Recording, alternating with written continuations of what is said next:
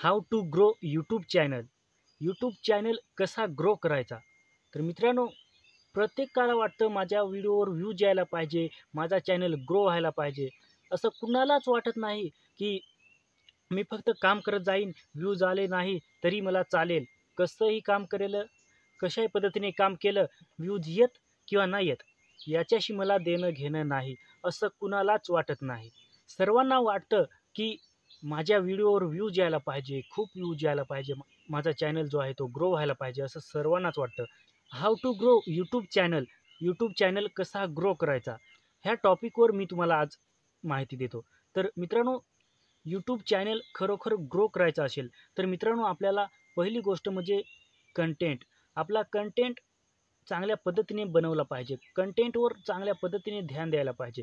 जर आपल्या व्हिडिओमध्येच चांगला दम राहिला नाही, आपल्या व्हिडिओवर व्ह्यूज पण कमी येतील आणि ते कोणतेही ऑडियन्स असोत, पण व्हिडिओ बघताच आपल्याला आपला जो व्हिडिओ आहे तो सोडून जातील. कारण आपल्या कंटेंटमध्ये चांगला दम नाही. त्याच्यामुळे आपला व्हिडिओ चांगल्या पद्धतीने चालणार नाही. तर मित्रांनो, पहिली गोष्ट म्हणजे कंटेंट. जर आपण कंटेंटवर चांगल्या पद्धतीने ध्यान दिलं, चांगल्या पद्धतीने आपण कंटेंटवर काम केलं, तर मित्रांनो, आपला व्हिडिओ चांगल्या पद्धतीने व्हायरल होऊ शकतो. दुसरी गोष्ट म्हणजे थंबनेल.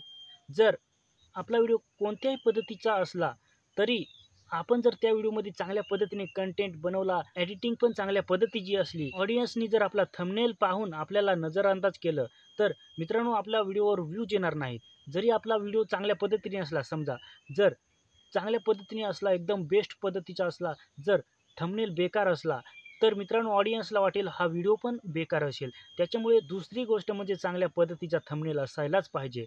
थंबनेल चांगल्या पद्धतीचा असला तर आपल्या व्हिडिओवर जास्त व्ह्यूज येण्याची संभावना असते. तर मित्रांनो, दुसरी गोष्ट म्हणजे थंबनेल. आणि तिसरी गोष्ट म्हणजे व्हिडिओचा एस-ई-ओ.